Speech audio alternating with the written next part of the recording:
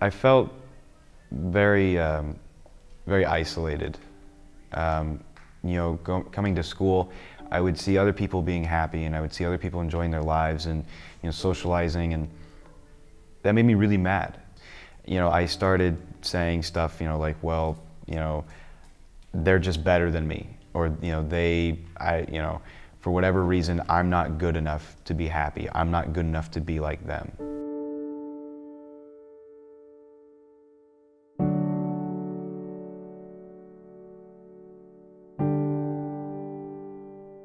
And this whole depression and anxiety, and just started to snowball, and it just got worse every single day. Depression is when you feel lonely and nobody's there for you. So you go through sadness and think about other things to get out of it, like suicide or cutting yourself. Depression is when you get really sad and it gets to a point where you don't even know why you're sad, and you just do all that you can to cope with it, but it's too overbearing.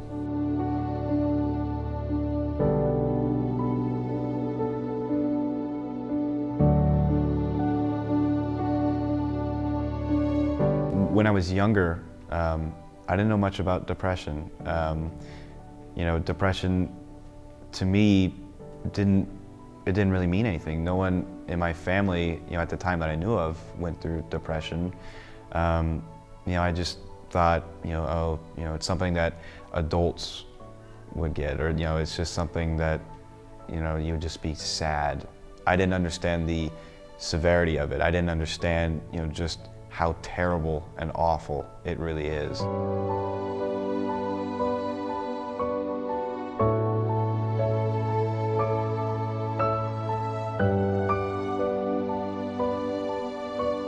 My dad actually killed himself on May 15th, 2013. He actually was depressed for quite some time.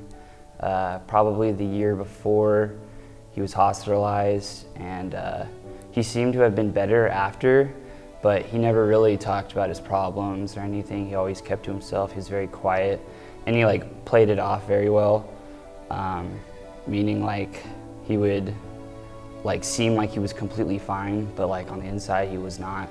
And then after all this time of just holding in all this anger and sadness, he actually ended up killing himself. He actually jumped off a cliff on the side of a freeway and ended his life.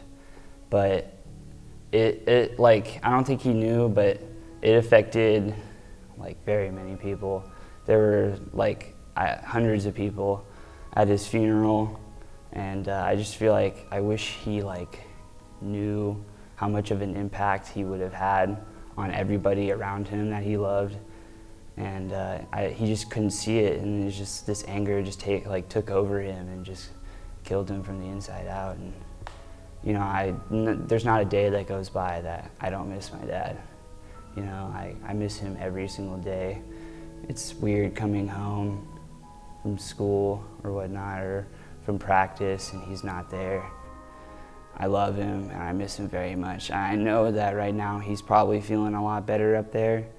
I know he's looking down on me. I know that I can make him proud, and that's probably one of the greatest honors that I can take from this whole experience of him. But if you ever have any problems, you can talk to me. I don't care. I'm an open person. I've had to deal with someone who has depression. I necessarily, myself, I don't have depression, but if anyone else does, the way to fix it is to talk to someone. If you need to talk to someone, you can talk to me. I don't care. I won't bite. I don't care. But I don't know. I just feel I wear this bracelet every day. It's out of the darkness. It's for suicide awareness. I wear it every day. It's a reminder of what happened to my dad. And, I want this to be awareness for people that may have depression, that it can be fixed. You can help people. All you have to do is try and get some help.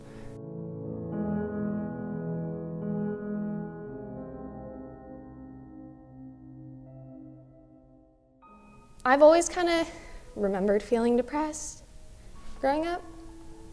Like,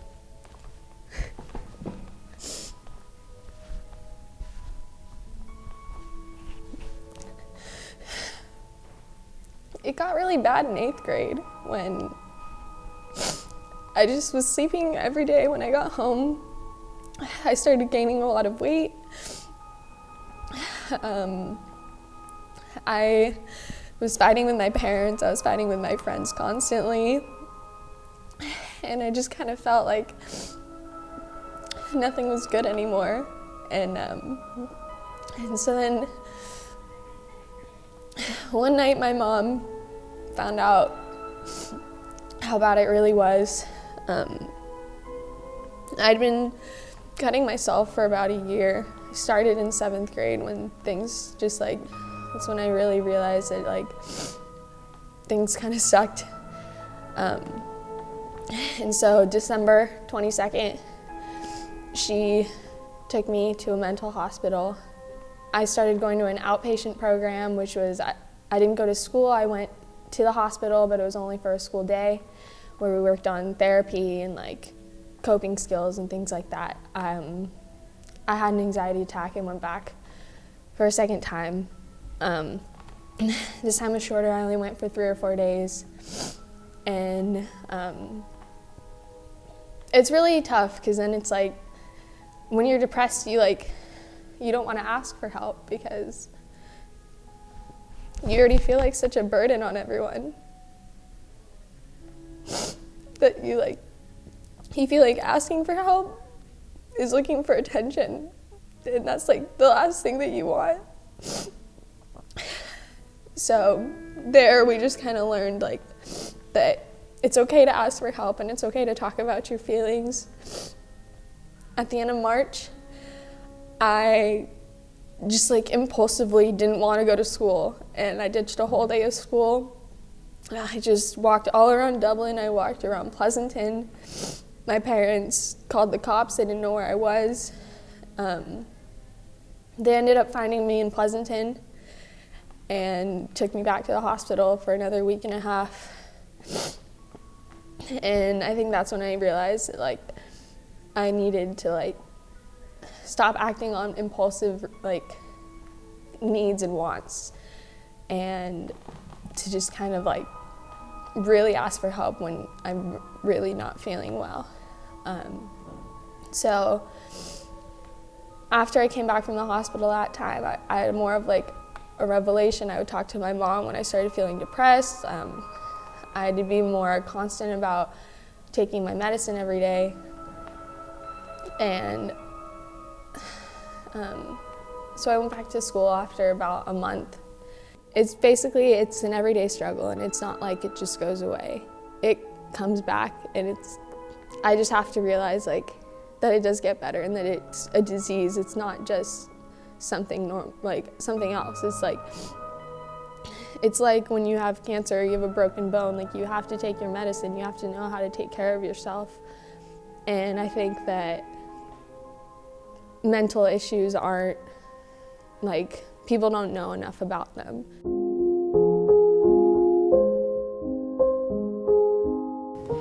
So my story, it started in the 6th grade.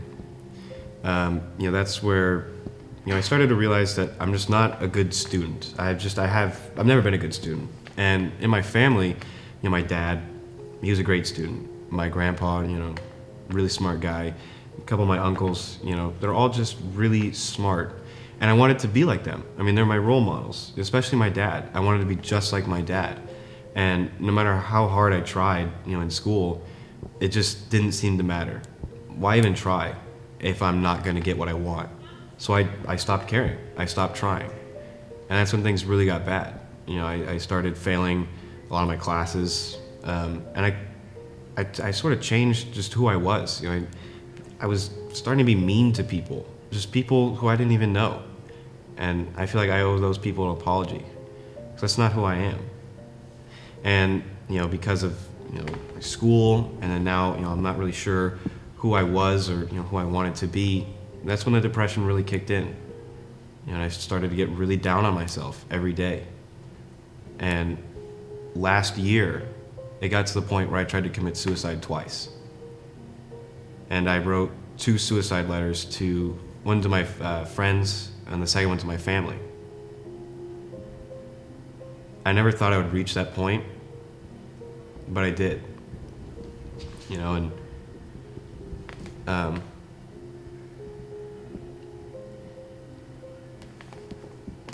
it's just, it was very hard. It was very difficult. You know, every day was the battle. You know, just to get out of bed, you know, and to go to school, you know, which I hated. You know,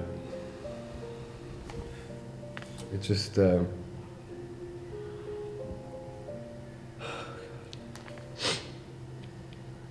know, but luckily, you know, with the support of my family, you know, and my friends, you know, I'm still here today. You know, without those people in my life, I simply wouldn't be here. And, you know, thinking back on it now, I had to kind of go through, you know, that troubling time in my life to get to where I am today. You know, I had to go through all of that to become who I am. And honestly, I wouldn't change anything about it because, you know, I love who I am now. You know, I'm proud of myself. I understand that I'm not good, you know, in school. I understand that I'm not the best student. I understand that I'm not going to be good at everything that I do in my life. But, you know, I do know what I'm good at, and I do it to the best of my ability. And I just started taking every day, just one day at a time, you know, and stop trying to look at the big scope of things. And if you're depressed, or if you know anybody who's depressed, you know, I may not know you, and you may not know me, but, you know, I'm here for you. You know, there are other people who are here for you. You're not alone. You don't have to fight alone.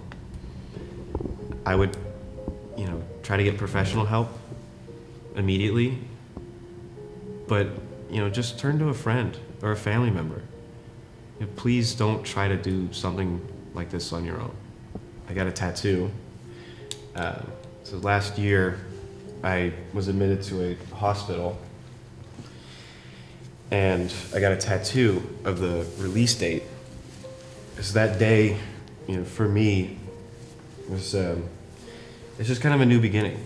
You know, it's kind of where, you know, all of my, you know, my past, you know, kind of left me. You know, it's the past. You know, and I began to just feel better. You know, just feel happy. You know, for once in my life, you know, I legitimately, I felt happy. And, you know, that's something that I'm going to live with for the rest of my life.